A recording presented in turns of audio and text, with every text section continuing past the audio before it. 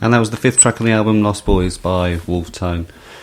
Guys, so talk to me about how you promote yourselves. How are you going to get this album out there? Obviously, this is one step in the journey. Yeah, I think the internet is probably our main sort of method of promotion, mostly, Facebook and, various other websites. And we're kind of just, trying to get links out to various people and trying to get people to look at the Facebook page, and that's got all the information about us that you'd ever need. It's got a bit of music on there. There's dates, release dates, that sort of thing. It's all on there. So yeah, I think that's probably our main sort of outlet of information. But just playing gigs generally is the main one. Try and get the word out. If people see a good performance, they're going to talk about it. I think that's, for us, it's really quite important. I think we've got how many shows? We've got a fair few over the next few months. We've got 5 or 6 over the next couple of weeks, and then and then a few more lined up over the next few months, and hopefully a lot more over the summer. But it's it's, I mean,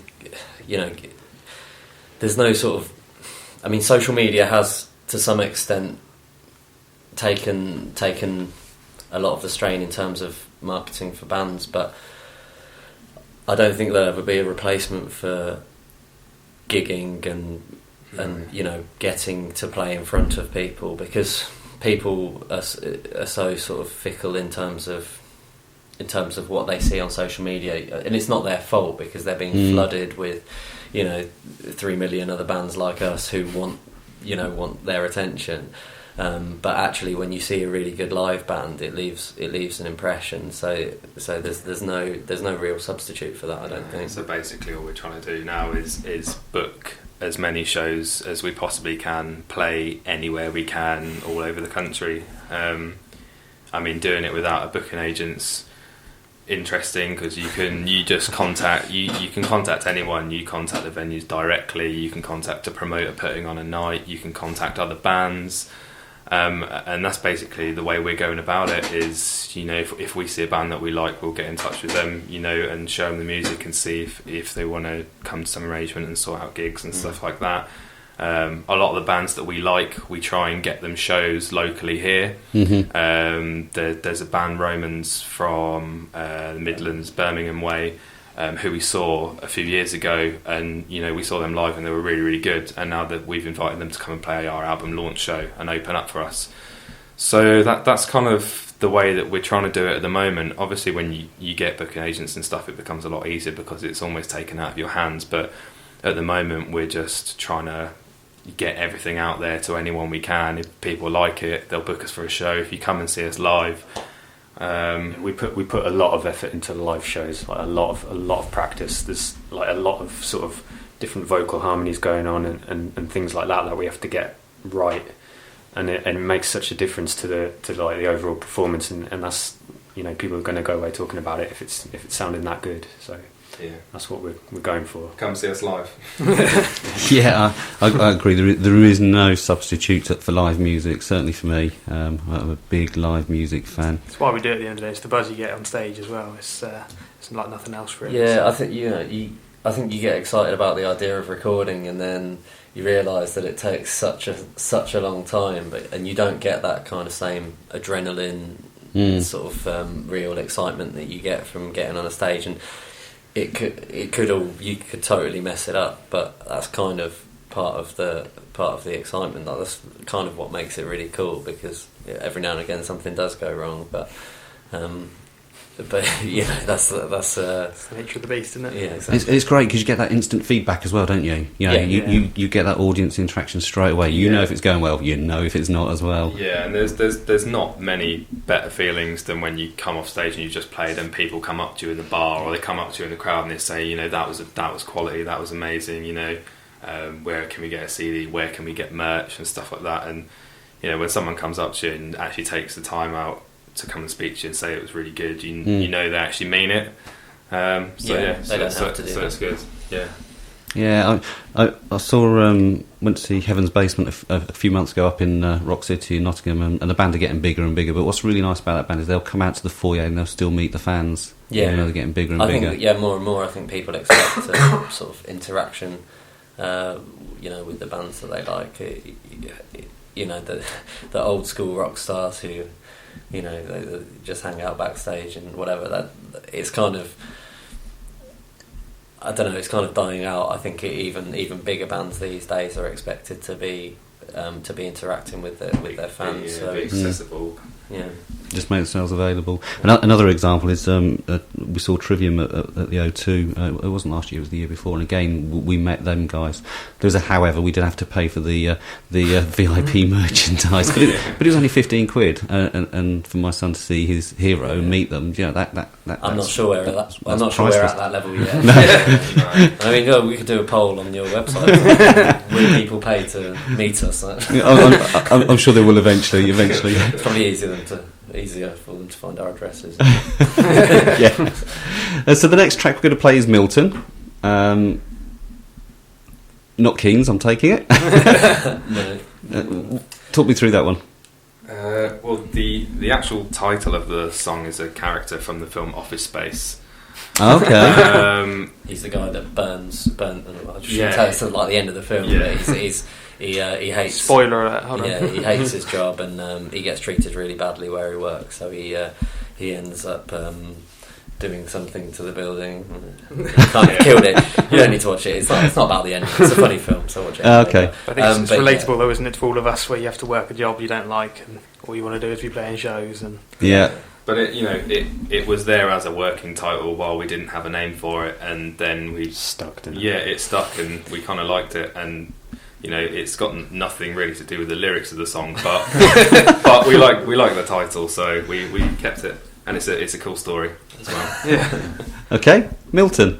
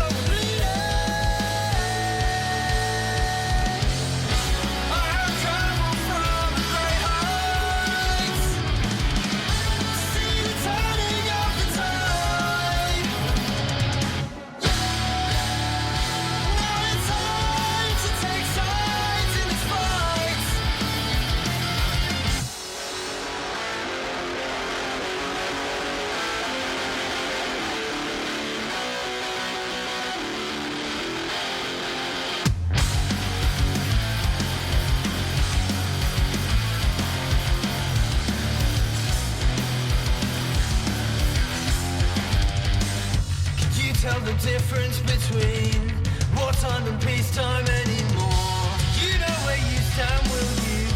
Ready to answer the call. Sleep on the fringes. We've just been working. I have traveled from the great heights to see the turning of the tide. Now it's time to take sides in this fight.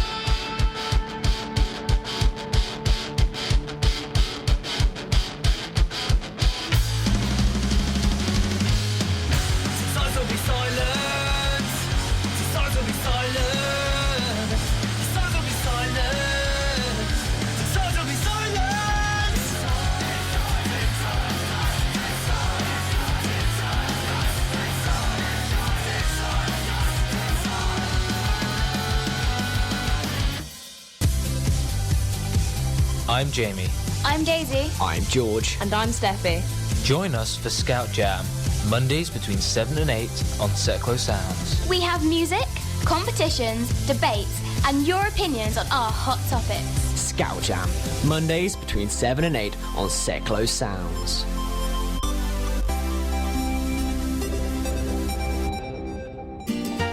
For the best travel locations around the globe, book your seat for the John Gwynn Travel Show on Seclo Sounds every Monday at 12 noon. Hear the latest advice and recommendations to help you achieve maximum enjoyment and value from your trip, no matter where you want to go or what you want to do. Also, check out John's travel report as he reveals the things that the travel industry could do better. The John Gwynn Travel Show, Mondays at 12 noon on Seclo Sounds. Check it out before you check in. Hi, Mike Corbridge here with Rock Business, and I've got Dan, Baz, Andy and Ollie in from Wolftone, just telling us all about their album. Silence is Acquiescence. Acquiescence. I will get there one day. I will. Guys, so you mentioned your tours. You've got lots of tours coming up, lots of gigs, dates. Where exactly are you playing? Where can people come and see you? Yeah, we've booked a run of shows just in the lead up to the actual release, culminating in our release show, which is at the Crawford Arms in Milton Keynes. So we're in Leicester next Tuesday at the Shed, which is a nice little intimate venue. Friday the 13th, we are in Corby, headlining a show at the Ex-Servicemen's Club, which should be really good fun. Actually, Corby's always a great night. Then we are London on the 20th, a place called the Alley Cat Bar, which is like a rock club. Yeah, it's in like the sort of Soho area, like near the West End. Yeah, it's a club night as well, isn't it? Afterwards as well. So. Yeah. And then on the Saturday of the release show, which is the 21st, in the afternoon, we're playing in Kettering, and then we're heading straight over to the release show in Milton Keynes in Wolverton at the Crawford. Which should be really good. Yeah, we've got two. We've got a local band from Milton Keynes called The Get Gone, with a former member of Capdown. So we're really looking forward to playing with them. And as we were saying, a band from Birmingham called Romans, who are a great bunch of lads and always put on a good show. So. Hopefully by then we'll have played to a fair few people and people will start to get the idea that we're releasing an album. And that's going to be on the 23rd, isn't it? The release is on the 23rd, yeah. Yeah, the album's released on the 23rd, but we're playing the release show on the 21st. Yeah. So anyone who comes to that will be able to get copies of the album before it's released. So yeah, you can pick it up digitally and stuff from iTunes on the 23rd, but if you want a physical copy of the album, and to see us and some really, really cool bands as well, the 21st at the Crawford is the place to be. Sign them.